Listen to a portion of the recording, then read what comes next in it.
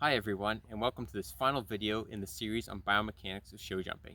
My name is Tim Warden. In this final video of the series, we are going to touch on the flight trajectory, landing, and move off after the jump. So let's get to it. As soon as the horse and rider leave the ground, their bodies become a projectile, and therefore we know exactly the path that their bodies will follow. It is the same as kicking a soccer ball into the air or firing a cannonball. The flight trajectory will always follow a parabolic shape, which is by definition symmetrical. The path of the horse and rider is dictated by gravity, which will return the horse and rider back to the ground at the end of the jump. Thus, as mentioned in video 4, it is the takeoff angle, speed, height, and air resistance that will affect this trajectory. Horses will have a tendency towards certain trajectories based on their conformation and technique, and different jump designs will necessitate specific flight paths, but just remember the shape will always be parabolic. It is also critical to remember that the flight trajectory cannot be changed once horse and rider are in the air. This is important because as soon as the hind end leaves the ground, there is nothing we can do to make the horse and rider go higher. Their fate is sealed. The only thing you can do is unbalance the horse and cause it to drop a leg prematurely to have a rail, or land in a suboptimal way.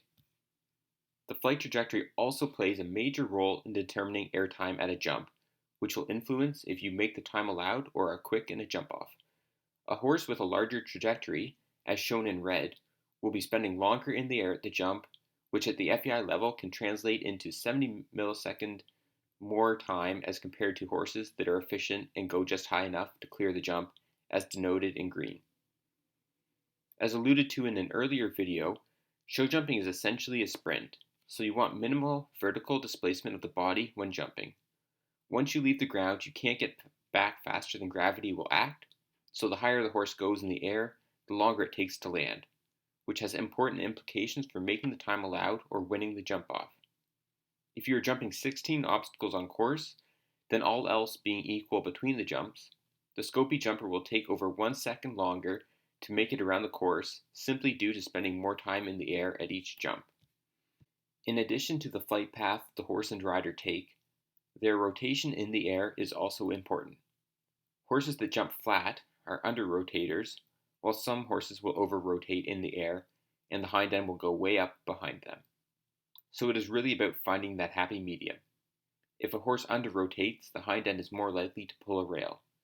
Conversely, if the horse over rotates, the landing angle will be steeper and it will translate into much more effort to regain forward propulsion.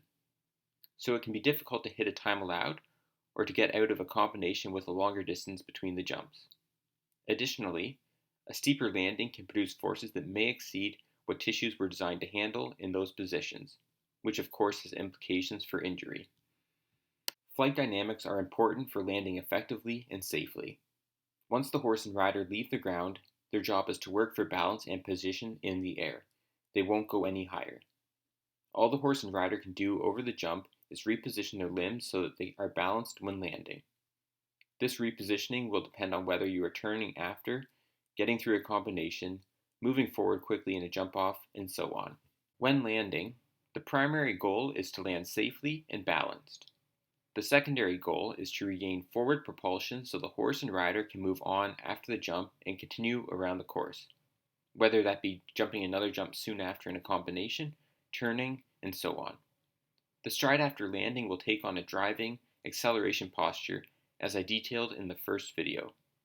This move off after the jump needs to be done quickly, and we need to get the horse's body back up into a high posture as quickly as we can.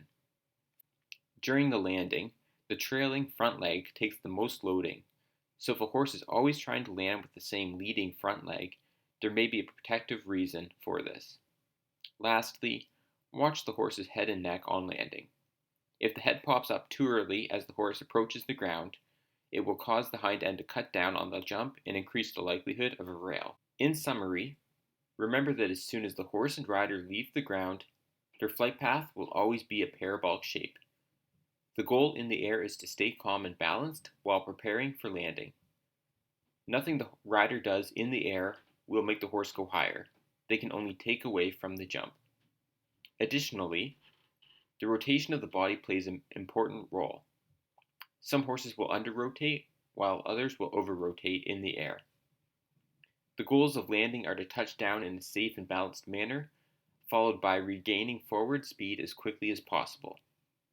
Importantly, with an understanding of biomechanics, you are able to accurately identify where the technique of horse and rider deviates from what is needed, and you can work towards understanding why that occurs.